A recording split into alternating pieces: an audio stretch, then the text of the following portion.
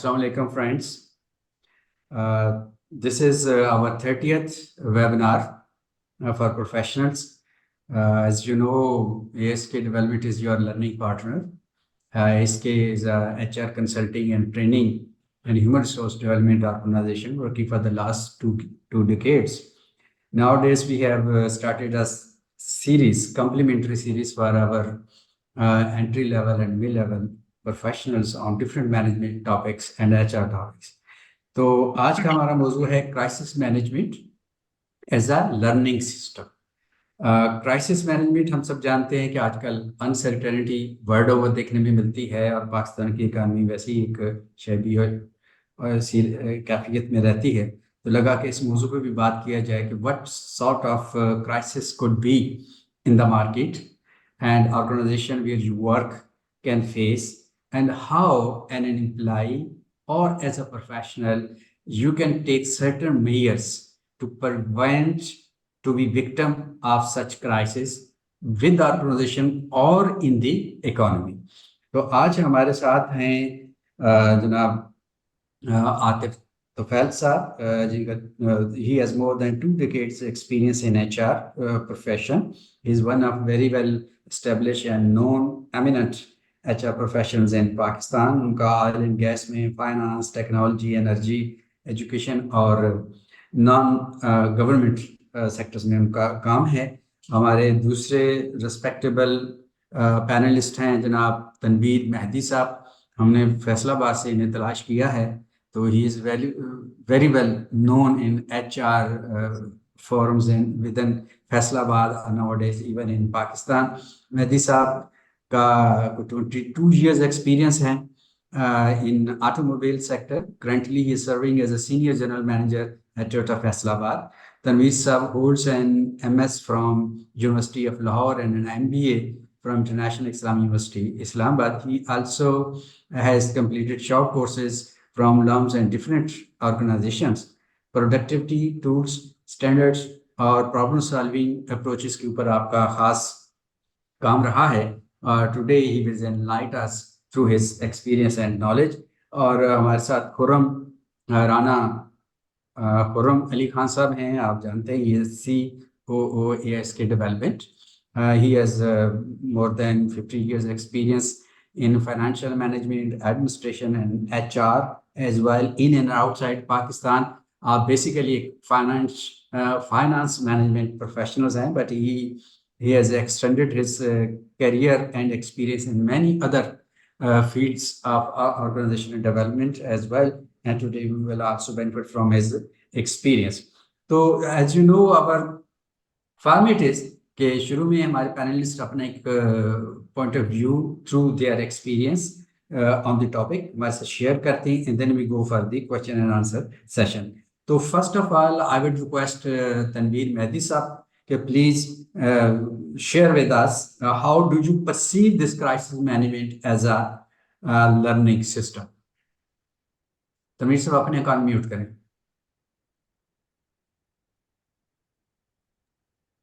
जी, अस्सलाम वालेकुम। Thank you very much, Mr. Arshad Mahmood Akif Saab, for inviting me to this auspicious forum and giving me an opportunity to share my thoughts with this prestigious personalities and the people who are on board. Starting from my introduction, that you already have talked about that I have done an MBA from International Islamic University, Islamabad. And recently I have completed my MS in Supply Chain Management from University of Lahore with a couple more courses from the LUMS. Great. Yes, we are running a learning forum at Faisalabad with the name of Productivity People Faisalabad. And Mr. Wali Zahid, a very famous train-the-trainer program, the C-level coach, is chairman of the forum, and I'm serving as a president to the forum. Now, coming to our topic, the crisis management. Crisis is any situation in which you feel vulnerable or nervous or fearful or guilty or helpless, you can say that you are in a crisis situation. So the crisis may lead to you to an unstable or a dangerous situation, which may affect the individual himself or a group or the organization. So the consequences may vary from a person to a group of people or to the whole of the organization or to a community. So my covering to the topic would be more towards that how we can avoid the crisis. That I will less discuss about the definition or about what crisis is all about, because we all know that the crisis situation when it arises, then how it arises. That we will discuss about that. But more I will discuss about how to prevent the crisis, how we can avoid the crisis. And then I would also like to share the methodology of Toyota, that what Toyota practice to deal with the certain situations, with the certain problems when they arise in a workplace, and how they avoid and how they handle the crisis situation. And the third part I would be covering that how we can convert the crisis into an opportunity.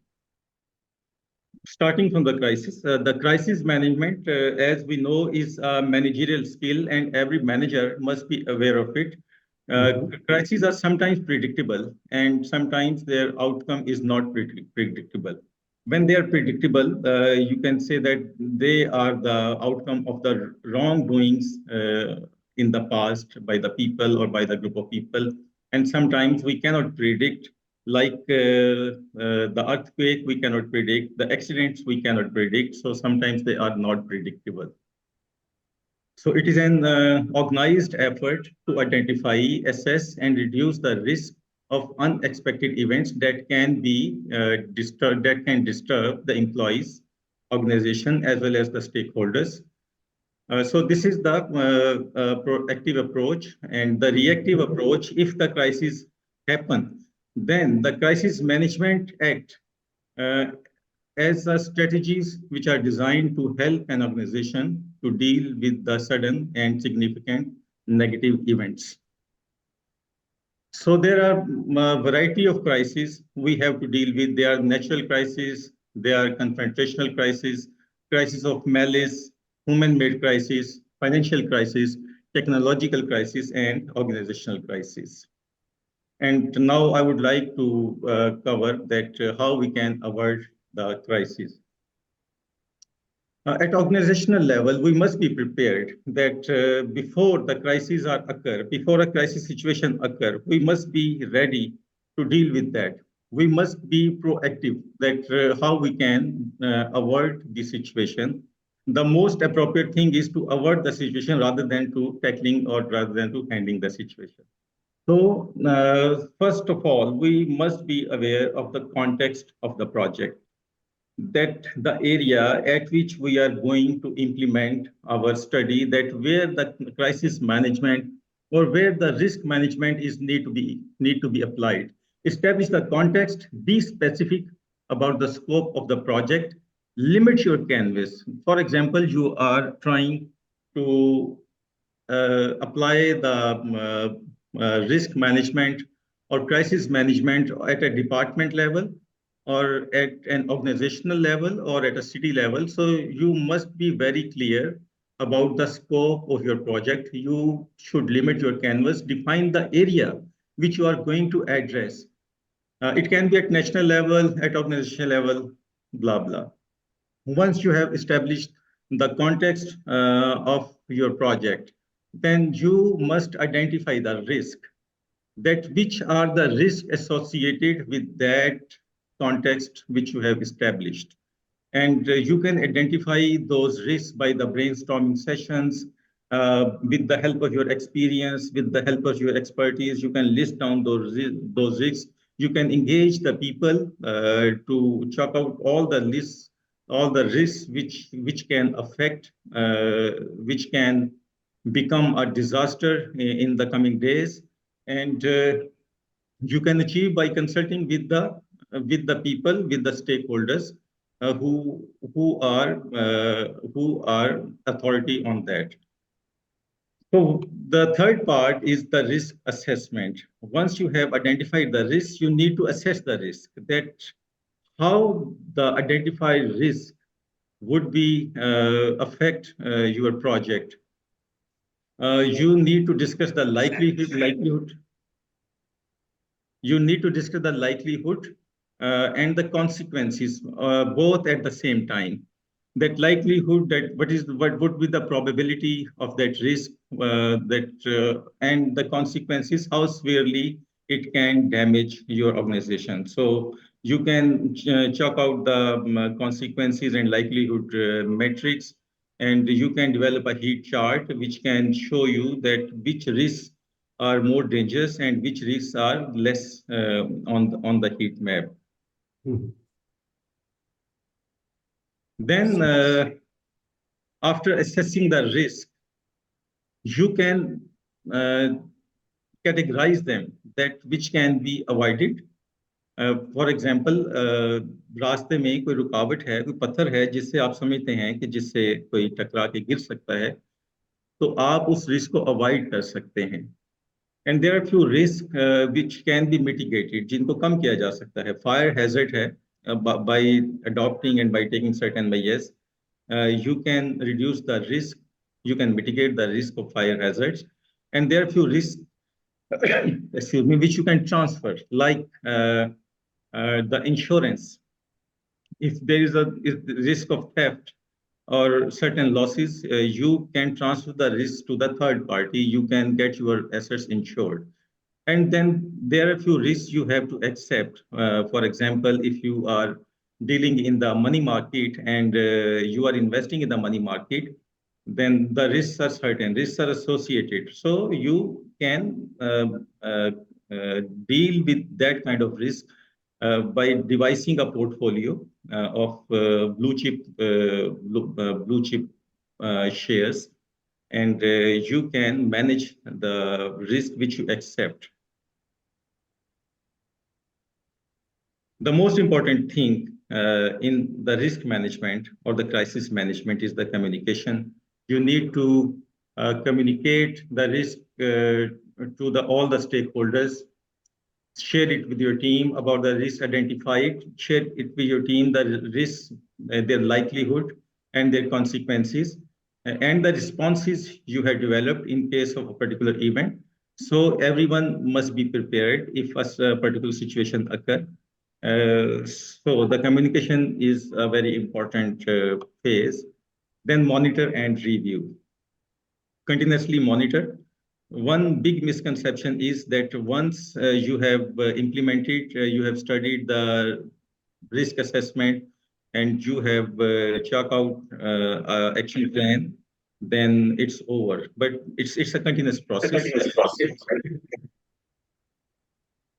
We are living in a dynamic world, and the risks are also changing time by time, so need to revisit our strategies every now and Right. again. अच्छा तनवीर साहब, ये thank you for sharing your knowledge with us. अगर तो खुर्रम साहब, आपको भी हम सुनना चाहते हैं. देखिए देखिए, थैंक यू तनवीर साहब ने बड़ी अच्छी बातें की. इंडिविजुअल्स के लिए खासतौर पे मैं कहूँगा कि सबसे इम्पोर्टेंट चीज़ ये है कि क्राइसिस तो आता है और आना होता है. देयर इज नो वे कि क्राइसिस को रोका जा सके. चीज़ होती है सही. मैनेजमेंट. ठीक है, हाँ, आप जितनी कोशिश कर लें, क्राइसिस ने जब आना होता है तो इट टेंड्स टू हैपन, वो हो जाता है. इसलिए कि आप जाहिर बात है, अनसर्टेनिटीज होती हैं, आप हर चीज़ को कंट्रोल नहीं कर सकते. क्राइसिस मैनेजमेंट कहते हैं कि आपने उस क्राइसिस को हैंडल कैसे करना है. और आपने क्राइसिस आया, एक्सपीरियंसेस होते हैं आपके पास, और फिर वो कह रहा हूँ कि इस चीज़ को याद रखिएगा, क्राइसिस आना कोई बड़ी बात नहीं है, उसकी मैनेजमेंट इंपॉर्टेंट है कि आपको उसको मैनेज करना आना चाहिए. क्राइसिस आएंगे, आप दुनिया की कोई ताकत क्राइसिस आने को नहीं रोक सकती. कैसे मैनेज करना है, कैसे जल्दी उस चीज़ को रिकवर करना है, that's that's called crisis management. Crisis management को लर्निंग सिस्टम लिया ही इसलिए गया है कि आप रेडी रहें क्राइसिस आने के लिए। ज़लज़ला जैसे आता है ना, वो आता है, उसने आना होता है। उसी तरह क्राइसिस बिजनेस में अगर आप काम कर रहे हैं, अगर आप एफर्ट कर रहे हैं, आप जिंदा हैं, तो क्राइसिस आएंगे, उसमें कोई सेकंड बात नहीं होती। क्राइसिस मैनेजमेंट अपने पास्ट एक्सपीरियंसेस की बेस पे चीजों को रिलेट करना और रेडी रहना, ये that is called crisis management. ये बड़ी बेसिक है, मुख्तलिफ कंपनीज के मुख्तलिफ टूल्स आते हैं, बट सबसे इंपॉर्टेंट चीज होती है, जो सबसे ज्यादा इंपॉर्टेंट है, कि आपने क्या करना है crisis management point of view से। उसमें सबसे इंपॉर्टेंट है कि जी प्री क्राइसिस प्रिपरेशन हर वक्त करनी है आपने। जैसे बीसीपी होता है, बिजनेस कंटिन्यूएशन प्लान होता है, तो बीसीपी जो प्लान होता है वो होता है इसीलिए है कि आपके पास सारी चीजें मौजूद हों कि आप को किस हालात में क्या करना है, वो एक प्लान बनाते हैं। और जब भी आप किसी कोई भी इदारा, बड़े इदारे काम करते हैं, अपने लिए किसी के साथ कोलैबोरेट करते हैं, तो पहली चीज मांगी जाती है जी अपना बिजनेस कंटिन्यूएशन प्लान है। तो वो actually in a way crisis management होता है। तो सबसे इंपॉर्टेंट चीज ये हजम कर लेना, ये एब्जॉर्ब कर लेना कि क्राइसिस तो आएंगे, आपने कैसे प्रिपेयर करना है ताकि आप जल्दी से जल्द मिटिगेट करें, चीजों को रूटीन पे लाए। एम्प्लॉयज के हवाले से जो आप बात कर रहे थे, जी जी जी। We are living in an interconnected world, ठीक है। जिसमें हर एक बंदा किसी दूसरी शख्स से या किसी दूसरी कम्युनिटी से किसी न किसी तरीके से जुड़ा हुआ है। True. So if there is any crisis situation anywhere in the world which directly or indirectly is affecting a person of or its organization, तो या उसके मुल्क को, तो उस बंदे तक उसकी जो हीट है वो पहुंच रही होती है। सही। मिसाल के तौर पे we talk about the Ukraine crisis. सही। तो यूक्रेन क्राइसिस जो है उसकी वजह से पूरी दुनिया या specially our part of the world, they are affected. Supply true. Chain destruction की अगर हम बात करें, कोविड-19 की अगर हम बात करें, सही। whenever there is a crisis situation, the people are affected and the people who are working for the organizations, they are affected. जिस तरह अगर हम देखें कि जो एक्सपोर्ट ओरिएंटेड इंडस्ट्री है, even the import oriented industry, they badly affected by the supply chain disruptions, सही। और जो पाकिस्तान में स्पेशली जो रिपी डिवैल्यू हुआ, और जो एनर्जी क्राइसिस हैं और जो पॉलिटिकल इंस्टेबिलिटी है, उसकी वजह से सही। जितने भी बिजनेसमैन हैं या जितने भी बिजनेसेस हैं, they are severely affected.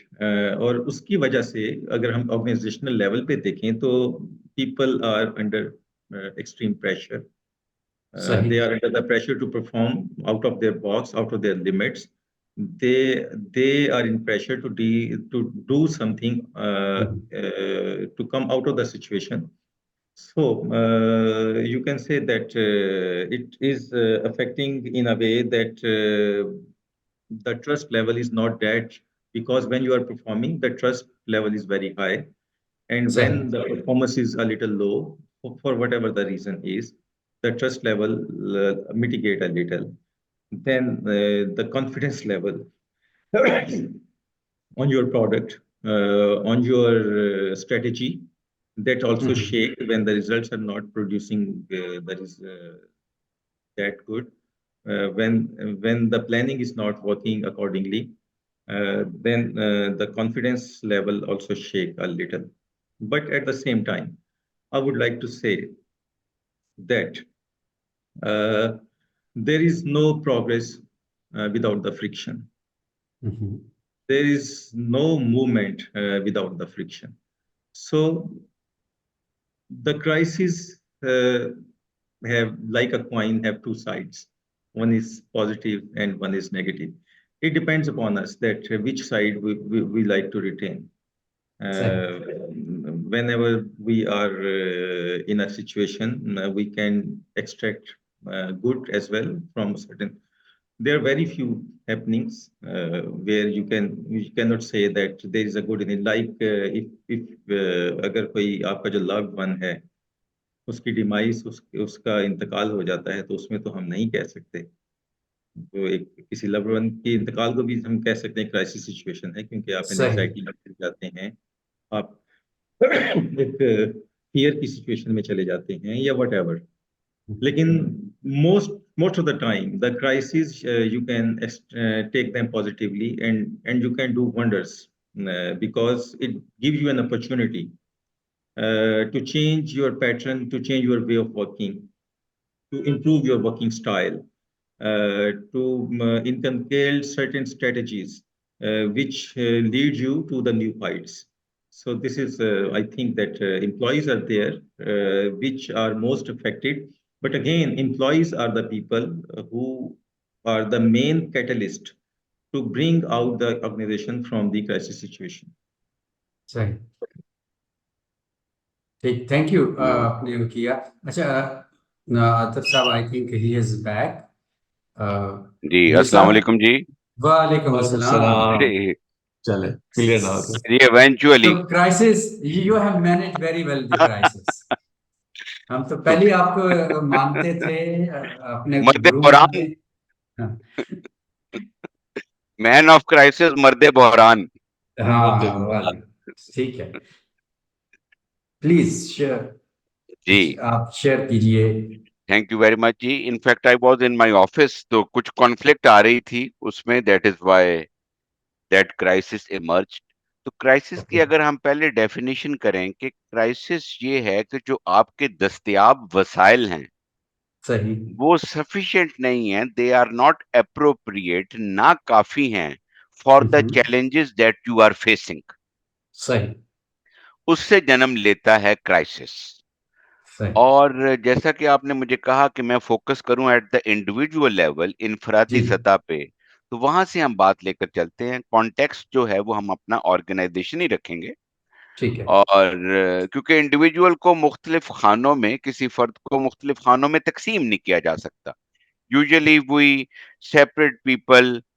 between family life and the work life but in reality individual तो सेम है ना जी he ji is ji an integrated wholesome individual so he cannot be compartmentalized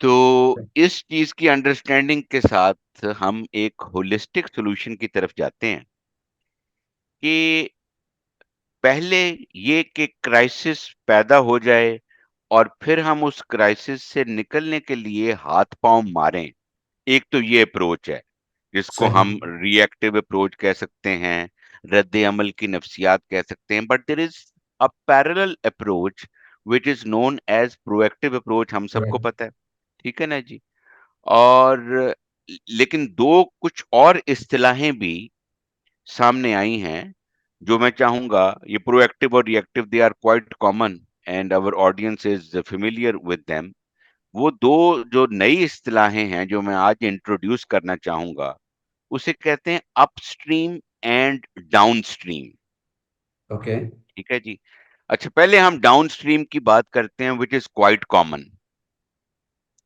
downstream को मैं आप एक example से समझाता हूं presently I am at the MM Alam road and our corporate office is there located at the MM Alam Road उसमें क्या situation है कि there is a traffic constable here and due to the physical presence of the traffic constable the traffic is regulated and the people are not violating the traffic discipline और वो उनको target पे मिला हुआ है कि a certain number of challans उन्होंने करने हैं करने और जो है वो अपनी कारकर्दगी को अपनी परफॉर्मेंस को they have to present to their top management ये है जी दिस इज कॉल्ड डाउनस्ट्रीम अब इसी एग्जाम्पल को हम अपस्ट्रीम में कन्वर्ट करते हैं ठीक है जी अपस्ट्रीम में कन्वर्ट ये करते हैं कि वो इंडिविजुअल वहां पर मौजूद नहीं है वो कांस्टेबल वहां कांस्टेबल मौजूद नहीं है ठीक जी कांस्टेबल वहां पे मौजूद नहीं है but he has created those rules and regulations and those structures कोई बैरियर्स उन्होंने लगा दिए हैं कि जो है वो अनइंटरप्टेड मूवमेंट हो signals are efficiently working cameras और लगा दिए हैं जी कैमरास लगा दिए जिनसे उनकी जो फिजिकल प्रेजेंस की रिक्वायरमेंट है वो फुलफिल हो रही है सही और वो लोगों को ट्रैफिक रूल्स और रेगुलेशंस की वायलेशन से पहले ही ड्यूरिंग दी वो जो लाइसेंस के इशुएंस के वक़्त वो वहाँ पर उनको वो ट्रेनिंग करवाते हैं और उसमें भी अपना रोल जो है वो अदा करते हैं, एजुकेट करते हैं लोगों को कि वायलेशन से पहले ही लोगों को आगाह किया जाए कि ये हो सकता है।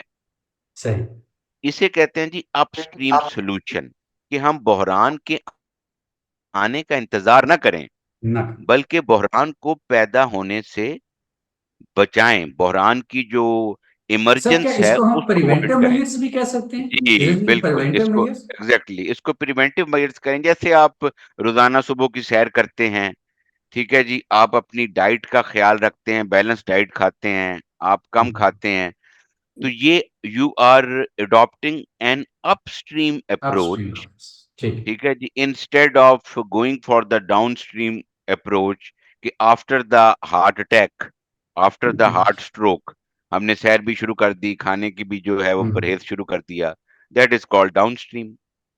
सही। अब इंडिविजुअल लेवल पे क्राइसिस को पैदा नहीं होने देना, हत्तुल इम्कान कोशिश करनी है, होगा वो फिर भी, लेकिन सही।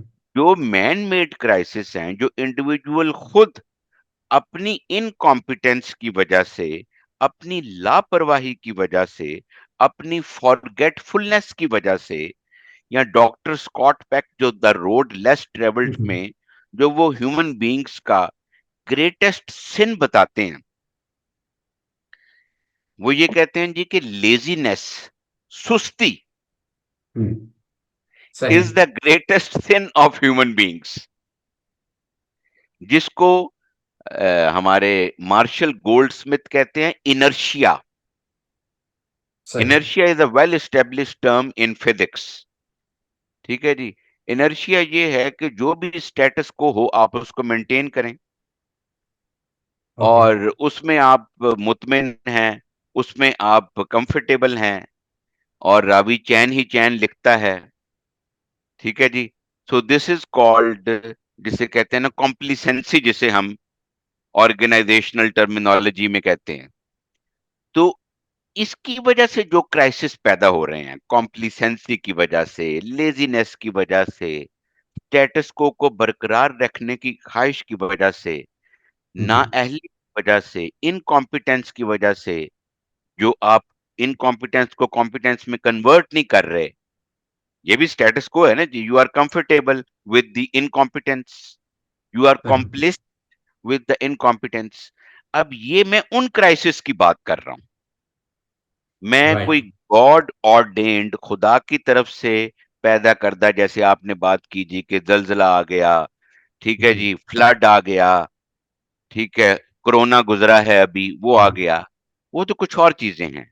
मैं तो इंडिविजुअल लेवल पे मैन मेड क्राइसिस क्यों पैदा होते हैं, लेजीनेस की वजह से, कॉम्प्लिसेंसी की वजह से, इनर्शिया की वजह से, नाअहली और इनकॉम्पिटेंस की वजह से, ठीक है जी?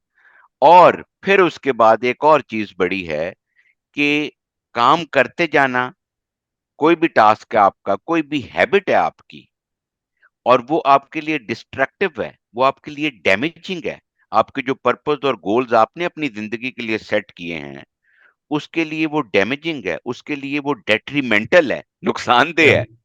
बट बिकॉज ऑफ इनर्शिया आप अपनी आदत छोड़ नहीं सकते, तो आप उस बीटन ट्रैक पे हम्म। कंटिन्यू कर रहे हैं, ठीक है जी? और साथ-साथ दुःख का भी इज़हार कर रहे हैं, जैसे हमारी उर्दू शायरी है कि वो हम्म। मुसलसल दुःख का भी इज़हार कर रहे हैं, लेकिन साथ-साथ जो है वो एक संगदिल महबूब को अपने रिलेशनशिप में भी रखा हुआ है।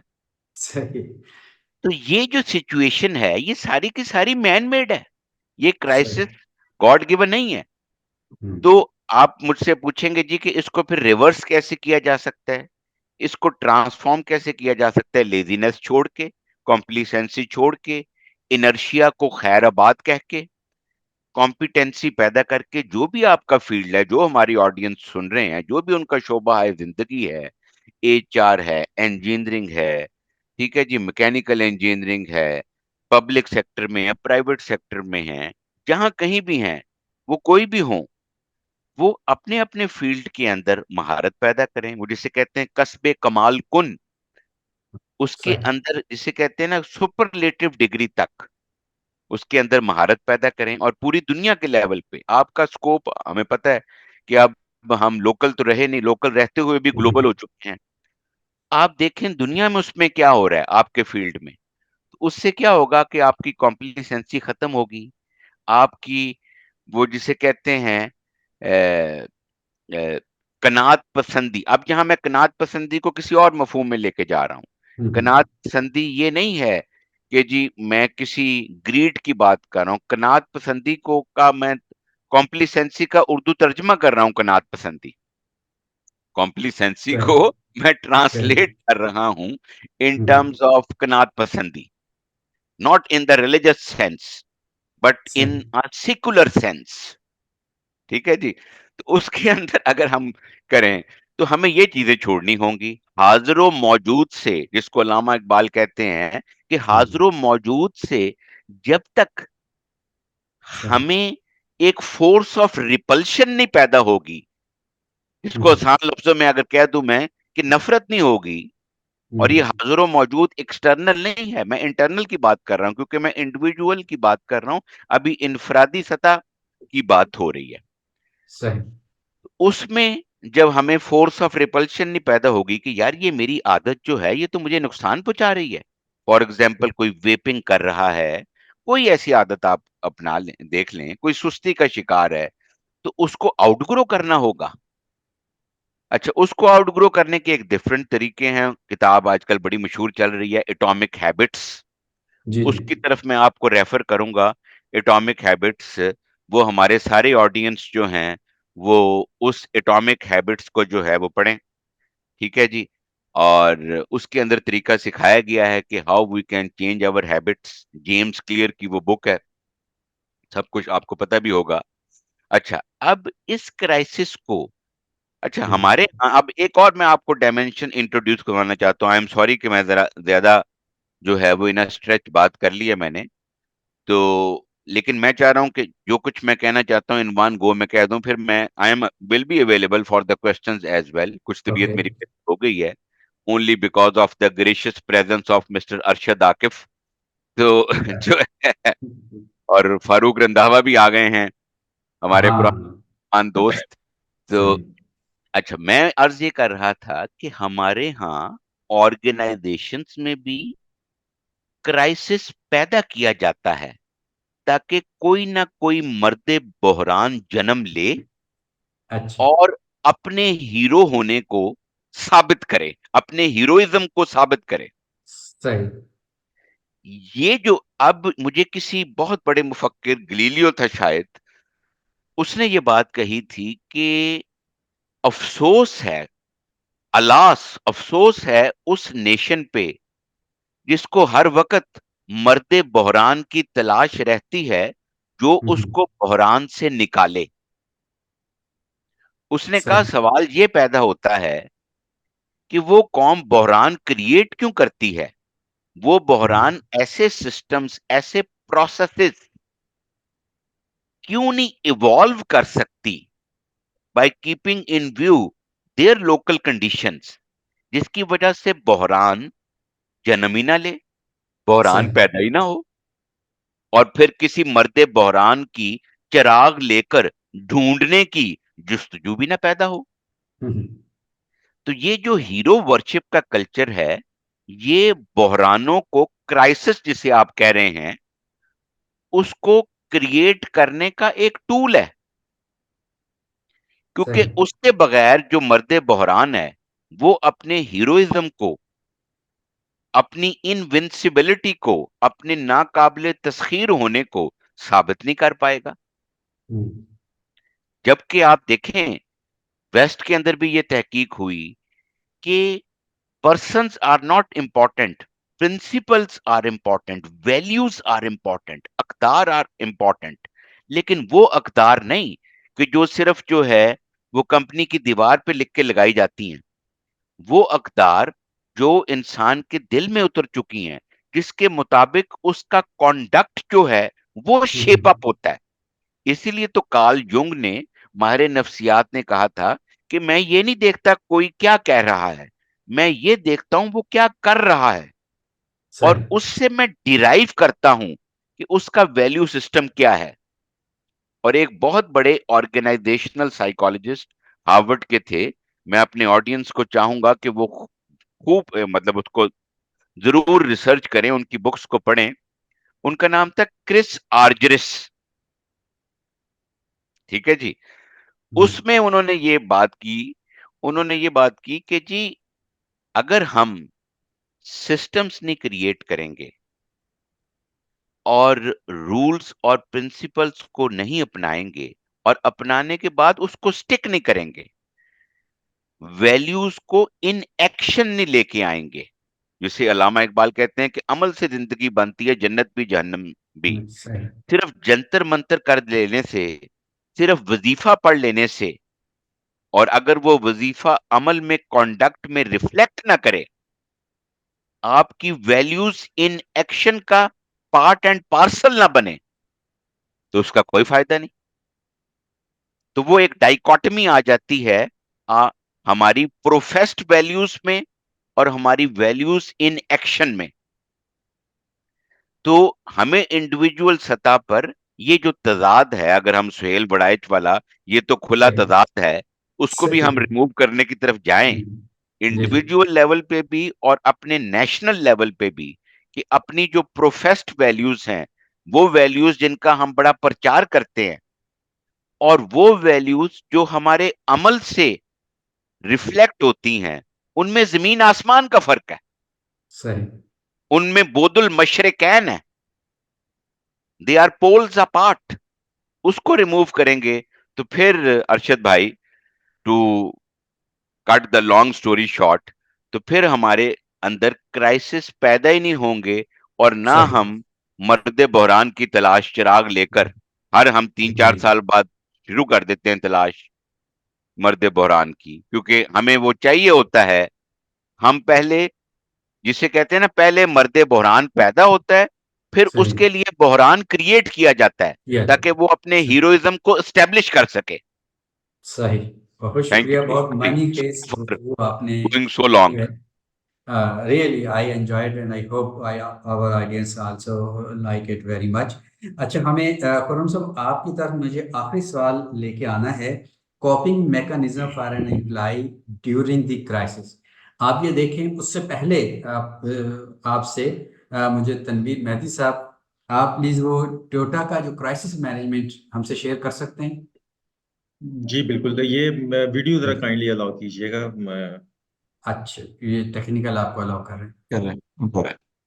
जी कर दिए, आप कर सकते हैं शेयर। जी बहुत शुक्रिया, thank you very much. Atif Tufail साहब की बड़ी वैल्यूएबल इनपुट थी, स्पेशली जो upstream and downstream reactive and proactive approach के हवाले से। टोयोटा जो है, जिस तरह से हम पहले जो मैं बात कर रहा था, how to prevent the crisis, that was a bit of proactive approach. अभी इफ अ सिचुएशन अकर्स, एक प्रॉब्लम आ गई है, तो उसको कैसे हैंडल किया जाए, तो उसके लिए एक्सक्यूज मी, मैं I have a throat infection, तो इसलिए अगर आपको जो बार बार डिस्ट्रप्शन होगी। So okay. तो टोयोटा ने 8 स्टेप्स हैं जिनके ऊपर हम अगर उनको अगर उसके ऊपर हम अमल पैरा हों, तो कोई भी क्राइसिस सिचुएशन है उससे हम नबुर्दाश्त हो सकते हैं। जो प्रॉब्लम्स हैं, आपको पता है कि प्रॉब्लम्स आर एवरीवेयर, और हमारी पर्सनल लाइफ में प्रॉब्लम हो सकती हैं, हमारी ऑर्गेनाइजेशनल लेवल पे प्रॉब्लम हो सकती हैं, प्रोफेशनल लेवल पे प्रॉब्लम्स हो सकती हैं। तो उनको किस तरीके से हम टैकल कर सकते हैं, किस तरीके से हम हैंडल कर सकते हैं, जिसमें पीडीसीए के ऊपर ये बेस कर रहा होता है। इसमें सबसे पहले तो है कि हमने प्रॉब्लम को क्लैरिफाई करना होता है कि व्हाट द प्रॉब्लम इज। हम ऑफिस आते हैं और हम प्रॉब्लम से जो है वो लड़ रहे होते हैं, प्रॉब्लम को सॉल्व करने की कोशिश कर रहे होते हैं without knowing the actual problem, कि एक्चुअल प्रॉब्लम है क्या। तो सबसे पहले तो आपने उसको, जो प्रॉब्लम है उसको क्लैरिफाई करना है। और उसको क्लैरिफाई करने के लिए जो आपके पास टूल्स होते हैं कि आपने गैप आइडेंटिफाई करना है कि आपकी करंट जो है पोजीशन क्या है और आपकी आइडियल सिचुएशन क्या है। करंट आप कहाँ पे खड़े हैं, for example you are fighting a problem and you are facing a decline in the profit or you are facing decline in the sales. So what is the current situation and what is the ideal situation? और उस दोनों के दरमियान जो gap है, that is the problem. जो Toyota कहता है कि उस गैप को हम प्रॉब्लम कहते हैं, जिसके लिए you are striving for that. और उसमें आपने उसको गैप को आइडेंटिफाई करें, उसको विजुअलाइज करें, और आप जो है आपका जो अल्टीमेट गोल है ये तो ऐसा होना चाहिए कि जो something like to the ideal, कि जरूरी नहीं है कि आइडियल सिचुएशन अचीव हो जाए, तो आइडियल सिचुएशन आपकी चैलेंजिंग होनी चाहिए। Once you have get familiar with your problem, you need to break down the problem. जो प्रॉब्लम होती है आपकी, वो अक्सर बहुत सी छोटे छोटे अवामिल जो हैं उनका मजमुआ होती है। वो जरूरी नहीं होता कि एक ही फैक्टर जो है उस प्रॉब्लम को कंट्रीब्यूट कर रहा हो। तो आप उसको ब्रेक डाउन करना है। जिस तरह हम वो एक लकड़हारे वाली कहानी बचपन में सुनते थे कि लकड़हारे ने अपने बच्चों को बुलाया और उनको एक लकड़ी का गट्ठा दिया तोड़ने के लिए, तो उनसे नहीं टूटा। तो फिर उन्होंने क्या किया कि उनको अलग अलग स्टिक में तकसीम किया, तो वो आसानी से टूट गया। तो जब हम प्रॉब्लम को ब्रेक डाउन करते हैं और उसको छोटे छोटे पोर्शन में डिवाइड करते हैं, तो उनको हल करना आसान हो जाता है, उनको सॉल्व करना आसान हो जाता है। मिसाल के तौर पे अगर आजकल हमारे पाकिस्तान के अंदर जो सिचुएशन चल रही है इकोनॉमी की, तो उसको जरूरी नहीं है कि एक ही फैक्टर कंट्रीब्यूट कर रहा हो। उसमें सप्लाई चेन डिस्ट्रप्शन भी कंट्रीब्यूट कर रही है, आपकी जो रुपी डॉलर पैरिटी है वो भी कंट्रीब्यूट कर रही है, और पॉलिटिकल इंस्टेबिलिटी भी कंट्रीब्यूट करी, बहुत से फैक्टर्स। जब हम चॉक आउट करेंगे तो उसके बाद हमें पता चलता है कि ये जो प्रॉब्लम है किन किन छोटी छोटी प्रॉब्लम से मिलके ये एक बहुत बड़ा मसला है वो क्रिएट हुआ है। और जब आपने उन सारी प्रॉब्लम जो है उनका ब्रेक डाउन कर लिया, तो उसके बाद आपने उनको प्रायोरिटाइज करना है कि इसमें सबसे सही। बड़ा कंट्रीब्यूटिंग फैक्टर कौन सा है इस प्रॉब्लम के अंदर। वो एक पंजाबी की है कहावत कि अगर बड़े कुत्ते को आप काबू कर लें तो छोटे कुत्ते वैसे ही डर के भाग जाते हैं। अच्छा, तो सही। समटाइम जो बड़ी प्रॉब्लम है उसको अगर आप टैकल कर लेते हैं, तो छोटी प्रॉब्लम समटाइम वैसे ही उसके साथ जुड़ी होती हैं और वो खत्म हो जाती हैं, या वो कम हो जाती हैं, या उनका इम्पैक्ट कम हो जाता है। तो आपने प्रायोरिटाइज करना है और उसका पॉइंट ऑफ अकरेंस, क्योंकि टोयोटा की एक फिलॉसफी है गेंची गेबुत्सु और गेम्बा।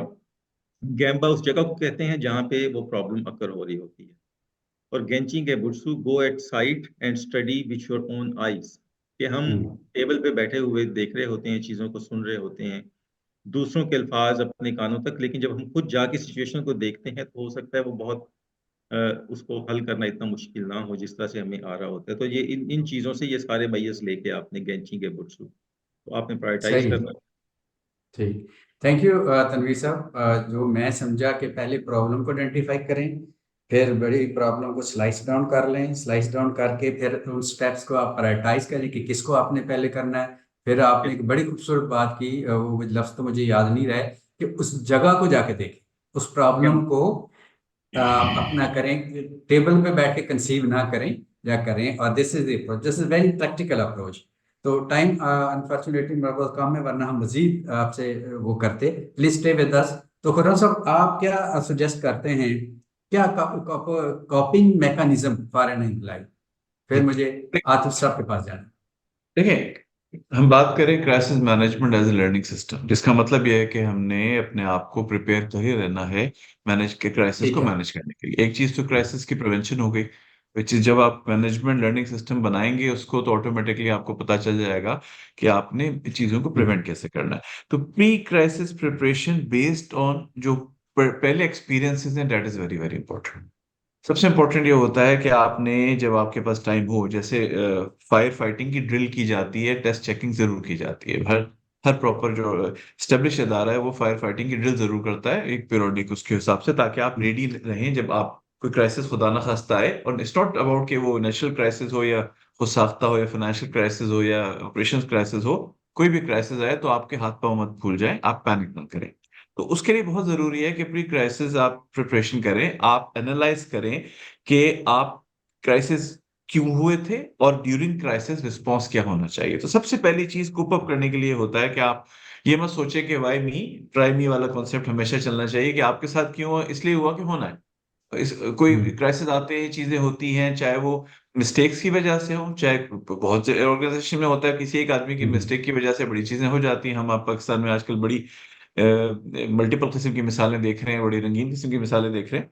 तो सबसे इंपॉर्टेंट है अपनी टीम को डेवलप करने के लिए, अपने आप को डेवलपमेंट के लिए, कि आप एनालिसिस करें जो क्राइसिस गुजर चुके हैं कि क्या हुआ था, क्यों हुआ था, और नर्व्स को कंट्रोल रखें और काम करें कंटिन्यूस इंप्रूवमेंट पे, ताकि क्राइसिस की प्रिवेंशन भी की जाए। और सबसे इंपॉर्टेंट चीज ये है कि कूल एंड काम रह के, जैसे भी तनवीर साहब ने कहा कि आपके पास सेट ऑफ प्रायोरिटीज होनी चाहिए और सही, उसको आप प्रायोरिटाइज करें कि पहले क्या करना है। ऑटोमेटिकली स्विच ऑन करके तो क्राइसिस मैनेज होते नहीं है।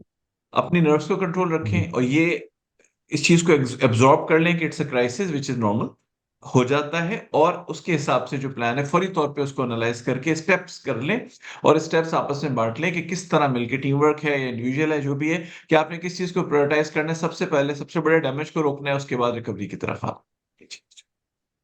ठीक, थैंक यू। अच्छा, इकरा अरशद साहिबा का क्वेश्चन है कि if there is no laziness in in people and limited resources can cause crisis at individual level, then how to overcome this crisis? Atif साहब, आप क्या, और इसके साथ मुझे एक और क्वेश्चन भी जमा करने दीजिए क्योंकि टाइम कम है। एक तो इन्होंने कहा कि limited resources cause a crisis, इस पे वैसे तनवीर साहब ने बड़ी तफसील से बातचीत की है, लेकिन we love to listen from you as well. Second part question का ये है जो मैं ऐड कर रहा हूँ कि आपने जिस सोशो कल्चर पस मंजर में ये हमें समझाया है कि एक तो है क्राइसिस जो आना ही है, नेशनल लेवल का हो सकता है जैसे कोविड वगैरह है, इंटरनेशनल में। एक है मैन मेड, मेरा इस पे ज्यादा फोकस है। ये जो मैन मेड है, एक तो आपने बताया इसकी सुस्ती वजह है, लेजीनेस है, इस तरह की चीजें। इसकी वजह क्या है? एक्स्ट्रा अननेसेसरी एक्सपोजर और sentimental attachment to religious, lack lack of reading, having excessive knowledge, ये वजह है। हमारा माहौल है, हमारे पास अच्छे रोल मॉडल्स नहीं है। इस नफसियाती चीज से हम कैसे निकलें? दोनों क्वेश्चन टू आतिफ सर। जी, पहले अगर हम इकरा की बात कर रहे हैं, हम इकरा जी, का क्वेश्चन पहले था। करें। जी, जी जी। इकरा ने जो वसाइल की कमी, अमूमन जब हम वसाइल कहते हैं तो इकोनॉमिक रिसोर्सेज ही मुराद होती ठीक हैं है, उससे। सही। तो उसमें तो एक मुझे हजरत अली करम अल्लाह वजहू की बात याद आ रही है कि रजी अमीर अल्लाह। बनने का एक आसान नुस्खा ये है कि आपकी जो स्पेंडिंग है हम्म, वो आपकी वसाइल से हमेशा कम हो। ठीक है। तो उससे क्या होगा कि आपकी ग्रेजुअली सेविंग होती जाएगी हम्म, और आपके एसेट्स बनते जाएंगे, और उसके लिए आप और फिर उन एसेट्स को आप इन्वेस्ट करें।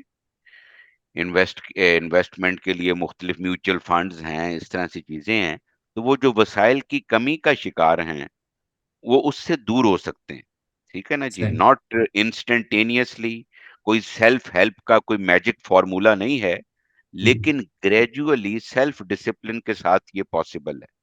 सही। अच्छा, सेकंड क्वेश्चन अगर हम आपका वेरी क्विकली, क्योंकि टाइम इज वेरी शॉर्ट, उसमें जो आपने नफ्सियाती वजूहात यही हैं अर्शद साहब जो मुझे समझ आई हैं, कि सोशल मीडिया की वजह से हमारा अटेंशन स्पैन जो है वो मुश्किल हम्म, से जो है वो 50 सेकंड से लेकर कोई 1.5 मिनट तक का ही रह गया है। तो उसमें किताब या इवन इंटरनेट पे भी कोई सीरियस चीज का मुताला करना सही। और अटेंशन स्पैन को 15-20 मिनट तक भी लेके जाना, वो भी एक चैलेंज बन चुका हुआ है। ठीक है ना जी? राइट। सही। तो हमारे वो दांतों में पसीना आ जाता है, और ये मैं खास तौर पे अपनी यूथ के मुतालिक ये बात कर रहा हूँ। और ये बड़े-बड़े सही। यूनिवर्सिटी के जो चांसलर्स हैं, ये वाइस चांसलर्स, उनसे मिलने के बाद जो टॉप टियर यूनिवर्सिटीज़ हैं, वो भी अपने स्टूडेंट्स के बारे में उनका भी यही शिकवा और शिकायत चल रही है कि सही। अटेंशन स्पैन बहुत लिमिटेड हो गया है, जिसकी वजह से कॉन्स्टेंटली अटेंशन डिस्ट्रैक्ट हो रही है। और कॉम्प्लेसेंसी है, और फिर उनकी ईगो जो है, सेल्फ एस्टीम जो है, वो भी बड़ी फ्रेजाइल है। सही। थोड़ी-सी उनको अगर कोई नसीहत की जाए या कोई करेक्टिव मेजर लेने की बात की जाए, वो फौरन हर्ट हो जाते हैं। तो हर्ट होके अपने शेल में, अपने खौल में बंद हो जाते हैं। तो ये तो सही। उनको अपने ऊपर खुद से काम करना है। हम उनके लिए, हम जो एक जनरेशन जो है वो एक्स बन गए हैं या उससे भी हम पहले के हो सकते हैं, हम उनके लिए जो है उनको हेल्प आउट करेंगे और उनकी तरफ हाथ बढ़ाएँगे, लेकिन वो भी तो हमारी तरफ हाथ बढ़ाएँ ना। अगर वो मुँह मोड़ के किसी दूसरे रुख पे जा रहे हैं, तो सही। फिर तो वही वाला होगा ना कि बाजा माली मारियाँ बुलाया कई बार वे, किसी ने मेरी गल ना सुनी। तो ये वाली सिचुएशन को हम इस तरह से जो है वो देख सकते हैं। ये मेरा था कुछ इस पे। जी बिल्कुल ठीक। हमारे पास तैयबा नूर साहब का क्वेश्चन है कि how psychologically safety is assured in crisis, और अरीबा ने ऑर्गेनाइजेशनल प्रोएक्टिवली इंटीग्रेट क्राइसिस पे बात की, और फहद साहब ने कहा है कि टीम को किस तरह से हम एनेबल करें ड्यूरिंग द क्राइसिस। अच्छा, इन मौज़ूआत पे हम शुरू में बात कर चुके हैं, तो please you can replay this recording on YouTube channel. Time जी। हमारा ख़त्म हो गया है चूँकि हम मैं इसी मैं पे मैं पाबंदी हाँ, करते हैं, मैं बट इफ़ यू। एक बात जी कर लूँ अगर, कि प्लीज़ प्लीज़। क्राइसिस में सब खराब नहीं है। क्राइसिस एक हवाले से नेमत भी है। सही। किस तरह की नेमत है? क्राइसिस हमें इनर्शिया से, स्टेटस को से छुटकारा भी देता है। जैसे सही। कोविड में हमने देखा एक अपॉर्चुनिटी कि देता है। सही। अपॉर्च्युनिटी देता है कि उसमें हम स्टेटस को पे रिफ्लेक्ट करते हैं, अपनी बुरी आदतों को चेंज भी करते हैं सही। उसकी वजह से। और फिर क्राइसिस में अरशद साहब, मैंने ये महसूस किया है जी। कि टीम मेंबर्स के डिफेंस मैकेनिज्म भी खत्म हो जाते हैं, और ठीक है। वो जो दिल की बात है वो करते हैं, और जो है वो डायरेक्ट फ्रॉम द हार्ट गुफ्तगू होना शुरू हो जाती है क्राइसिस में। ठीक है। तो ये बिल्कुल क्राइसिस सही। की ब्लेसिंग्स भी हैं, क्राइसिस के प्लस पॉइंट्स भी हैं। So सही। all is not bad with crisis. There are many things which are very good as far as सही। crisis is concerned. सही। अच्छा, अब टाइम हमारा ख़त्म है, तो दोनों बाकी दो स्पीकर से मेरी रिक्वेस्ट है कि 30 सेकंड नसीहत आप हमें करना चाहेंगे, ख़ास तौर पर नताशा सेठी के क्वेश्चन के हवाले से कि what role does leadership play in fostering a culture of continuous learning from crisis events. आप दोनों ने इस पर बात की। तनवीर साहब, पहले आप बताइए, 30 सेकंड नसीहत आपकी क्या है? जी बिल्कुल। देखें, जो क्राइसिस मैनेजमेंट है, that is a managerial skill okay. And a leadership skill as well. तो जो लीडर होता है, leader is a person who can see through the future, सही। Through the misty vision of the future, कि वो आने वाले वक्त को थोड़ा सा बेहतर देखता है बाकी लोगों के हवाले से। तो सही। क्राइसिस भी वो होता है जो इमर्जिंग क्राइसिस हैं, जो लीडर्स हैं, जो अच्छे मैनेजर्स हैं, जो अच्छे ऑर्गेनाइजर हैं, उनको पहले थोड़ा पहले सेंस कर सकते हैं, पहले जज कर सकते हैं। और उसके हवाले से they can be prepared for that, अपनी टीम को उसके सही। हिसाब से अकॉर्डिंगली तैयार कर सकते हैं।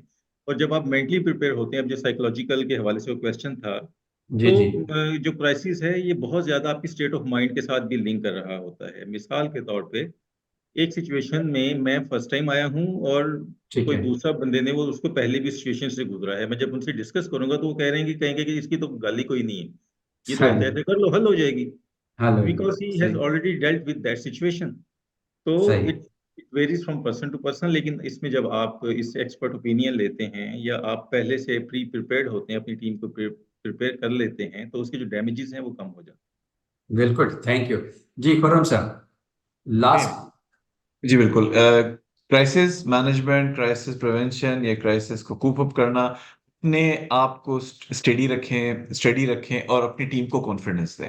सबसे इंपॉर्टेंट चीज़ होती है कि अपना पोस्चर और अपने हवासों को बरकरार रखना, और उसके साथ अपनी टीम को कॉन्फिडेंस देना कि चीज़ें हल हो जाएंगी। एक थोड़ा सा कॉन्फिडेंस लिए गैदर करके रखना सबको। सबसे इंपॉर्टेंट पार्ट एक लीडर के लिए है कि टीम को इकट्ठा रखे और उनको कॉन्फिडेंस दे कि चीज़ हो सकती है, और लीड करे फ्रंट पे आके। सबसे मुश्किल काम जो क्राइसिस मैनेजमेंट में होता है और उसको जो कूप अप करने के लिए, कि कोई जिम्मेदारी लेने को तैयार नहीं होता। तो leader is the person who supposed to boost the confidence of his team, is his or her team, and उसको लीड करे उस चीज से निकलने के लिए, स्ट्रेटेजाइज करें और प्रायोरिटी सेट करें टीम के साथ मिलके। सबसे इंपॉर्टेंट है, क्राइसिस से निकलना नामुमकिन नहीं होता, हर क्राइसिस में आना होता है, लोग पहले भी गुजर चुके होते हैं। सबसे इंपॉर्टेंट होता है कि आपने लिस्ट डाउन कर लिया क्या करना क्या है और प्रायोरिटी सेट की और मेक श्योर किया कि उन चीजों पे अमल हो with confidence boosting of the team.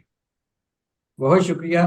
तो फ्रेंड्स, आज हमारी गुफ्तगू थी crisis management as a learning system, और तनवीर साहब ने इसको डिफाइन किया था कि ये एक वर्नरेबिलिटी है, एक हेल्पलेसनेस की कैफियत होती है जिसको हम क्राइसिस कहते हैं, और ये इंडिविजुअल की लाइफ में भी है, ये ऑर्गेनाइजेशन और नेशंस की लाइफ में भी आती है।